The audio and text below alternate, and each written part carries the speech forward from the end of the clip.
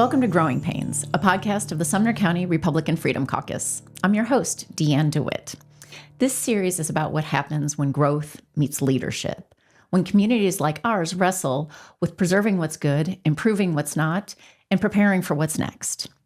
Today, we get to talk with Dr. Scott Langford, Sumner County Superintendent or Director of Schools. Thank you so much for being with us today. Oh, it's an honor to be here. Yeah. So let me try and do a quick bio. You have been an educator, administrator, pastor, elected official, now Director of Schools. You, on a daily basis, are wrestling with not only how to educate our next generation, but how to prepare them to be good citizens, to get along, to be part of a team. Thousands of miles of transportation every day, probably a lot more than that. And in a lot of cases, maybe providing the only hot meals some of our students will get in a given day. It's a tremendous breadth of responsibility. And you are the man for the job. And Sumner County is blessed to have you at the helm, where I believe our district is really quickly becoming a model of learning, thanks to your vision and your leadership. So I'm really excited to hear you talk about some of your observations through today. Yeah. I want to start, if I can, on a personal note. I know you've just become a grandfather, granddad. What's your papa name? It'll be whatever she calls me. Right now, it's going to be Grandpa. Jane's more committed to Gigi.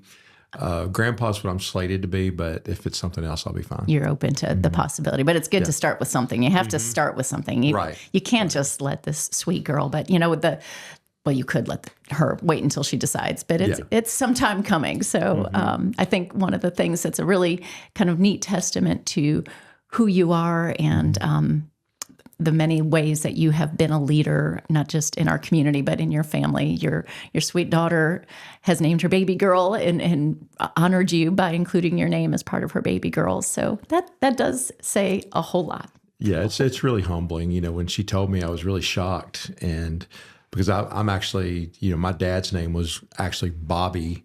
My first name is Robert, but it has nothing to do with my dad. I'm named after two football coaches, Bob Cummings, who coached in college, NFL, and Hendersonville High School, and then at Beach, and then Scotty Yeaman, who was a coach in Carthage. So I'm named after two football coaches. I had girls, so you never really thought about it. And then my girls had made a deal that whoever had the first girl got to use my name as the middle name. Oh. That's a great deal. That's a great deal. It is. Now that you have this experience, how does that shift your view of not just your work, but the future that our students are stepping into? Yeah, I think it's interesting. I think this is a great question. And I tried to think through exactly how I would look at that, because I think, when you first have children and they're yours, I can remember when Amanda, my older daughter, was born, Jane was in labor for 26 hours, and we had looked like a NASCAR pit crew in there by the time Amanda was born. And then you're handed a baby and you realize that your life has changed, but you've had no time to reflect or think about it. And, I watched that in my son-in-law's face. And then, so I think that with age and experience, you get some greater reflectivity. And I think to just think about, you just realize that, what stories are we going to tell this child? What of our family, what's important, how do we prepare her, what opportunities, what do I realize that I think I did well as a parent, what are areas that I think I didn't do as well. I think what would not be connected to the school system is like, I don't think that she should have any accountability for anything. I'm going to actively do everything I can to undermine my daughter's discipline if it comes to me. Like I want her to do everything right in her house, but when it comes to me, like there aren't going to be any rules. No accountability. No, zero. But I think on a positive, I think it really highlights. It's very in a way. It's like, I would say it's like moving from being a principal of a school to being superintendent. Is you just realize, like, when you're a principal, you're boots on the ground every day in deep community, and then as superintendent, you're a little bit step back, and you have to think about not just how it affects one child, but how it affects every child, how it affects our teachers, how it affects our community. And so I think it's it's similar in that regard, as you get to look a little bit more broadly over time, and not just on the immediate events of the day. It's just got to be a really fun time. You always have a lot to juggle, but I know that you are preserving some really quality time for this new role. So, okay, so I just recently became aware of the school's mission statement, building better people. We exist to develop better people for a better world. And I don't know the origin story of that. I feel it's really aspirational. It's simple but inspiring. So just practical terms, how does that really guide you? Yeah, I think we did a lot of work last year with my team. After my first year of transition as director of schools, I realized that we needed help to kind of really hone in on what our mission and purpose were. So we started working with the Table Group, which is Patrick Lencioni's group. And if you've ever listened to his podcast, he's probably the premier leadership and organizational health leader in the country. And these were exercises that came out of that. And we had a Table Group consultant come in and work with us. And the whole idea is to reflect on, what is it? What is your reason for existing? And I think a school system during COVID, when schools were closed and everything like that, we realized, for example, how many of student services are delivered beyond just instruction, just education. Yeah. Kids receive a lot of their medication. They receive hot meals. They, safe travel, counseling, everything else. And it's all tied to the brick and mortar school. So when COVID happened, it made us really start to think about what is the role of that in helping kids just not only be educated, but also be healthy and well. And, so I think that as we also realized that we were the center of the community. Like, we just started on a whim figuring out how to feed kids that 9 weeks that we were closed. And pretty soon we realized that our pickup lines for food became like the social events in each of the community. And so I think realizing that we play a special role, and it is first and foremost about the kids, but it's also about the role that we play in the community. We have 6,000 employees with 2,600 teachers and 3,400 classified employees, support staff. And so thinking about that, we owe to them also support development because, we have children from the time they're 3, 4, or 5 years old all the way through till they're 18. And those are really pivotal years in their life, really important years. And how do we take advantage of that time to ensure that they're developing into better people, but also how are we developing ourselves into better people so we can be better for them? And then, how do we do this work? We prepare students for their first and future career.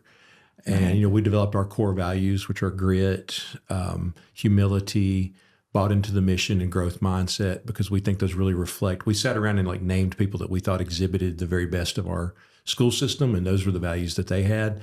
Our core values are not aspirational. Our reason for existing is because we think every day we should get better at developing better people for a better world. Yeah. Well, you talked about the preparing students for their first career, but I know baked into all of that is Sumner Gives Back, and that's such a big part of developing students to be an important part of their community. I love that. Yeah, I think, if you look around, I think what makes Sumner County distinctive, I think it makes our school system distinctive, is that we're a large school district, but we're built around local communities.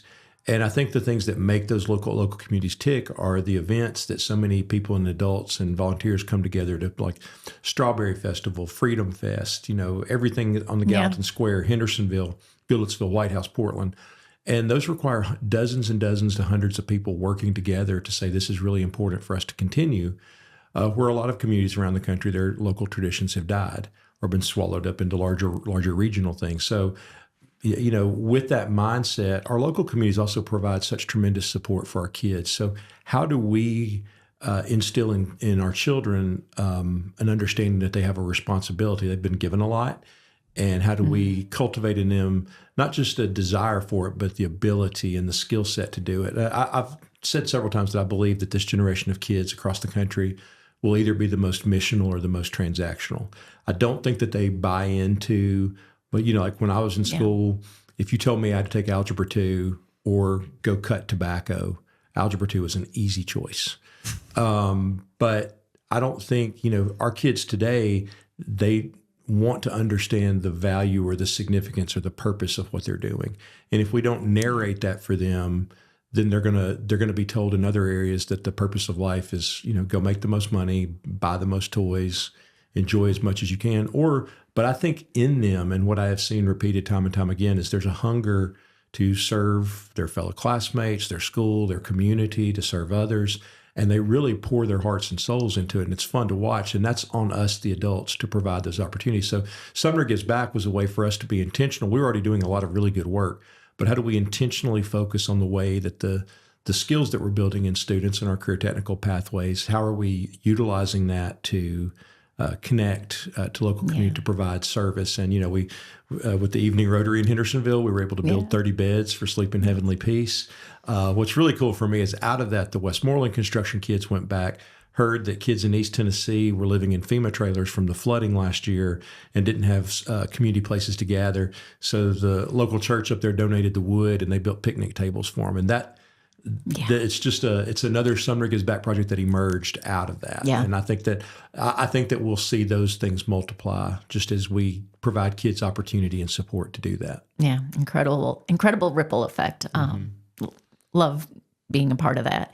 I think one of the ways that this mission is really tangible and has a really ripe opportunity is with the new Carolyn Smith Innovation Center. Mm-hmm. So talk to us a little bit about that and how you see that shaping the future of education in Sumner County. I think it connects so beautifully into the history and commitment of individual people in Sumner County being committed to doing good things. Randy and Carolyn Smith had always given tremendously of themselves to support people in Sumner County with all different kinds of needs. They did it very anonymously because they wanted it to be focused on the good that was done, not on their names. But when Carolyn passed away a few years ago, I think there was a desire to also do something where the good work that she did would be commemorated. And so partnering with the Smith family, they've provided at least a 60,000 square foot space in between Hendersonville and Gallatin to Sumner County Schools with the intent of transforming education, taking the walls off high school, really providing opportunities for students to problem solve, work together on teams, be committed to grow in civic virtue and commitment, but also to understand how is AI and technology going to reshape the workforce, how is it going to reshape the future, and to not be scared of it, but to be prepared for it. And so I think we're beginning to develop. In fact, later on today, I'm doing a walkthrough with a healthcare venture capital company from Dallas. Awesome. To see if there are ways where they can utilize the space, but then allow some of our Sumner County students to participate on the teams. Oh, that's really cool. Do you want to touch on any of the other potential partnerships that you've explored? Yeah, I mean, we're looking like we're getting our feet wet in January. So we will start with aviation, criminal justice, leadership. Aviation will be with a partnership with Middle Tennessee State. It'll be basically the first year course over 2 years of an aviation program. So it'll be 4 dual enrollment classes. I wish I could say more. We've got a meeting next month with a major airline to talk about partnerships with them. That's very exciting. They're very interested in working with us. Criminal justice, we have three of our SRO leaders in the facility, and they're going to take a conference room and convert it into an incident center.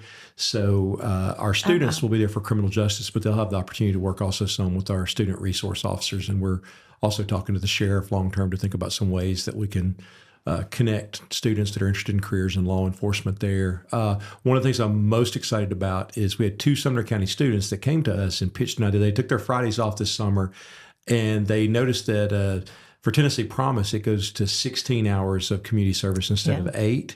And they said a lot of community service hours that students are currently earning that count aren't really driving a lot of good for the community. And so they wanted to create a pathway for students to do really meaningful, impactful work for the community.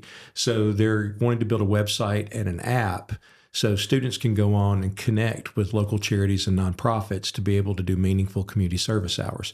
So we are going to have 2 students from each high school come together, and they're going to get 2 dual enrollment classes through Vol State. One will be on project management, Lean Six Sigma, and the other will be on the Lencioni work, the Advantage, Working Genius, some of those tools. And then they will also, their project will be to build out this website and app, and they're going to actually partner with some Vol State students who will do the coding and building of the website, but they will be the project managers. And so on Fridays, all the students, regardless of what area they're in, will work together on this project to build a platform for students to, we have 2,000 seniors and about 2,000 juniors, so to begin to convert those hours into meaningful projects. We're hoping we can get into some things like, for instance, building a habitat house, doing some different bigger projects where we can pull a number of kids. But to have those kids at each school to connect our CTE classes together, but to also connect all students together to work towards common good. We're really excited about that. That is really cool work. And, I hope listeners are able to really absorb what you're saying, because there's so many things that, hands-on technical things, our career paths. There's a lot of trades and things that we are planting those seeds. But when you start talking about project management and Six Sigma and marketing and these very transferable business skills, I think that's part of this next generation and evolution of. Yeah. And, for instance, we have 1,800 students every year that are involved in our health science, our HOSA club. And our HOSA teachers do a tremendous job. They really connect our kids to giving back. They teach them, really transferable skills. I mean, we had the young lady from Liberty Creek last year who performed CPR and saved a life. But I think, a lot of times students only know what they're exposed to on TV or what their parents do. So health science has been reduced in a lot of kids' minds to nursing or being a doctor. And, we sit in Nashville. Healthcare is a $5 trillion a year industry. Nashville is considered the Silicon Valley of the healthcare industry. So there are all these adjacent jobs.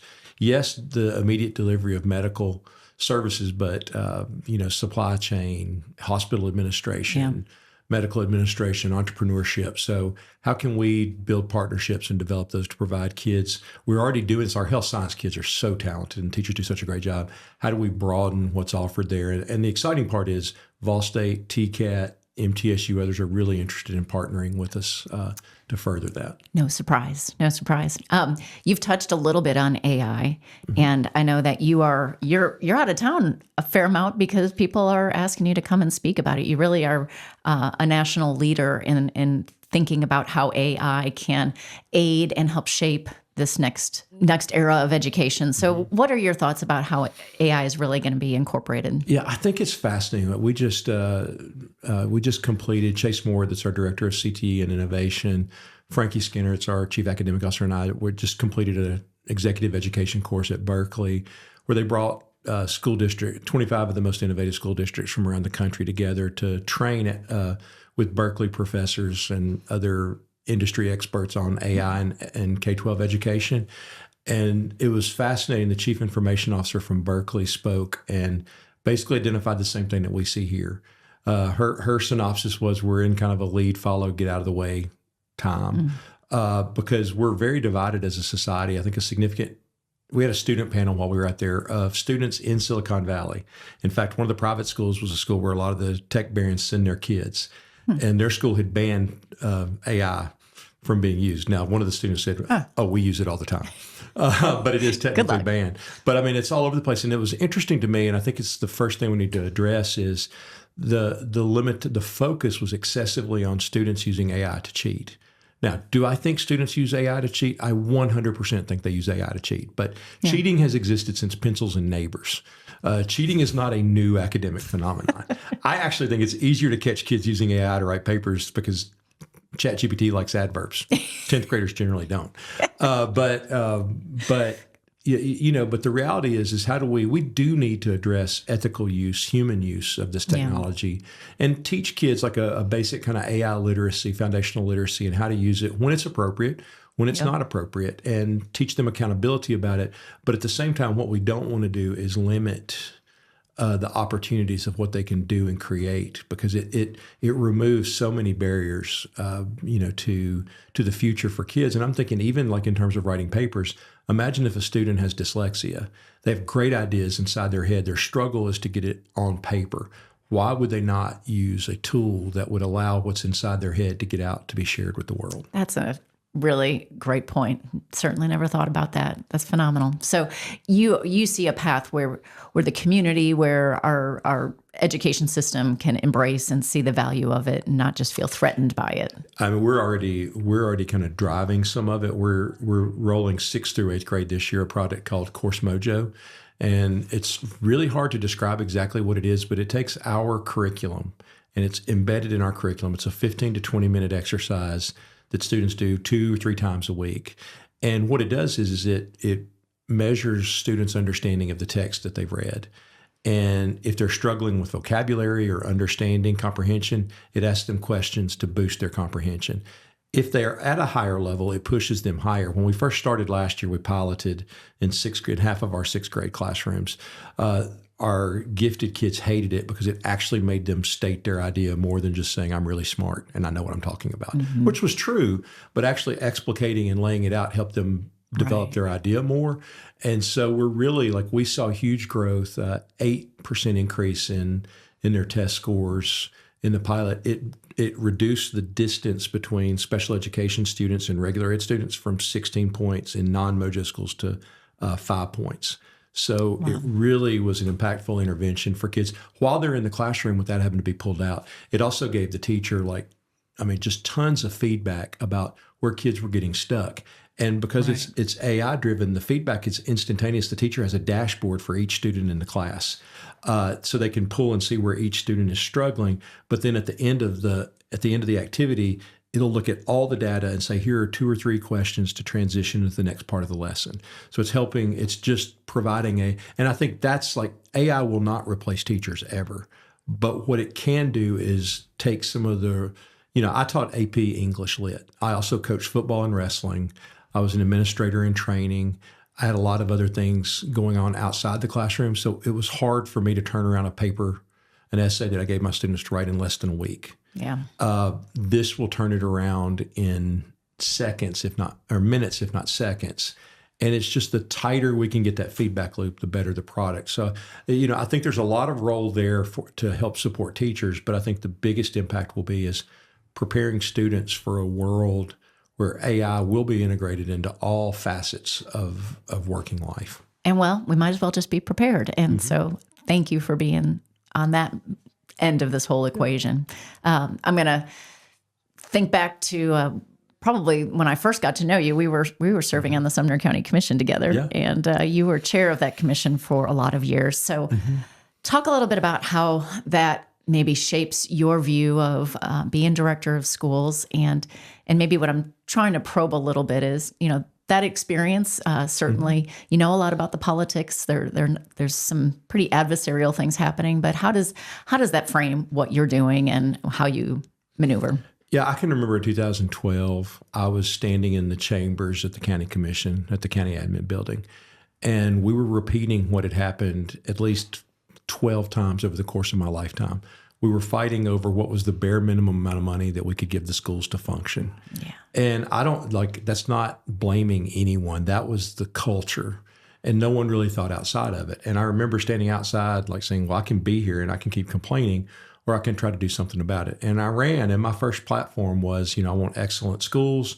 I want excellent, protective service. I want excellent sheriff's office, first responders, excellent roads, excellent community for business. We just want excellence in Sumner County, and that requires us to work together to identify what our common goals are and then to have the resolve to actually put it into place. And so I think the lessons that I took from the county commission that carry over here is I believe firmly that if you name things that are good, that the majority of citizens of Sumner County perceive as good, if you name that and put together a strong plan and communicate it, everybody will move towards that goal and we'll accomplish great things. And we did that, whether it was building the Liberty Creek School Campus to address growth in the county, whether it was doing before Liberty Creek, doing a $76 million round of bonds to catch up on 30 or 40 years of maintenance, whether that was building a courthouse and securing the downtown Gallatin Square for a century, and providing better judicial services in a building that's also beautiful to behold and didn't cost that much more to make it aesthetically pleasing. I think we did a lot of really strong things getting fiscally sound. We borrowed all that money that we borrowed at 1.8% interest, which is almost nothing in our Incredible. world. And so I think, by identifying those things and communicating those, it lets us do amazing things. But I think the biggest thing that I took out of the commission is you have to always be aware of moving together. And so listening to the other people on the commission. And, I used to joke with Chris Taylor that he had a really tough job because he had to handle millions of dollars on the budget. My job was to count to 13 because I had to get 13 votes to get it across the finish line. But in that getting to 13 votes, it's listening to people across the county, from Westmoreland to Gillisville, from Hendersonville to White House to Portland to Gallatin to Station Camp, now to Liberty Creek to Shackle Island. How are we hearing all those voices and trying to maximize the good that we can do? And I think that's the same thing. We have kids all over the county that deserve the very best education that we can give. And I, sometimes I hear the accusation that I'm too political, but for me, it's not being political. It's naming, like, I want the best for every kid in this county. And if that means that I have to go advocate for that, then I don't have any hesitations or problems doing that. Well, it's an inherently political process that the state, the way we are organized and the way the funding gets to the school system, it has to go through those political steps of the process. And we are fortunate that you have some awareness of how that has to be navigated and how people have to be both heard, like you said, and educated. Well, and I think something that we do really well in Sumner County is it's not adversarial. In most places it's, the school system gets pitted against the county general or the sheriff's office or something else because everybody's competing for pie. I would say that our elected officials, our county mayor, our sheriff, our road superintendent, all of our elected officials really do a tremendous job to say, hey, let's sit down, let's figure out what's best for the county. And doing that in a non-adversarial way, but realizing, like, hey, we're all in this together and we're working towards the common good for the citizens of Sumner County has been important. A spirit of collaboration and leadership and partnership is what makes all these things work. Going back to the Innovation Center and these projects that we are experimenting and bringing to our students and bringing them alongside these opportunities, it is that spirit of collaboration. And so, well, let's try to wrap it up. I feel like there's a lot of topics we can come back to and talk more at some point. But if sweet Chloe Scott were to hear you talking about this stuff and maybe hear this some years from now, what would you want her to hear about your hopes for the future of our system? Yeah, I can remember in 2018, I had to decide if I was going to run again for county commission. I was tired. My daughter was going into her senior year, and Amanda is Chloe's mom, and I asked her if she wanted me to run or she wanted me to sit out because it does require sacrifice of time that I would have been at some of her stuff and doing things with her. And she said, Dad, I'm proud to see the work that you do because it's meaningful. And I think that's really all that we ever want, not just for our own biological kids and grandchildren, but for all kids, is to see that we were entrusted with the opportunity to work together and do good. And, I hope that if we can pass that commitment on to the next generation of, we have wonderful opportunities here in Sumner County.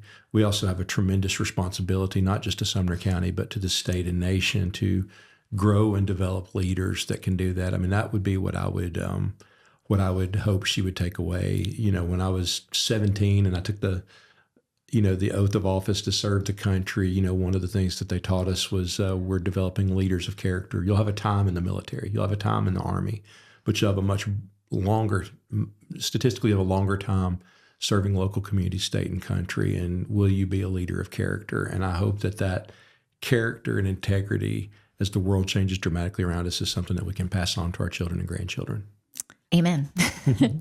Scott, thank you for leading with vision, with humility, with discernment, and a tender heart on top of it all. That was kind of a mic drop moment. I should have let you finish when we were both here tearing up a little bit, but it is a call to serve, and you've stepped into it in an incredible way. So thank you. Thank you.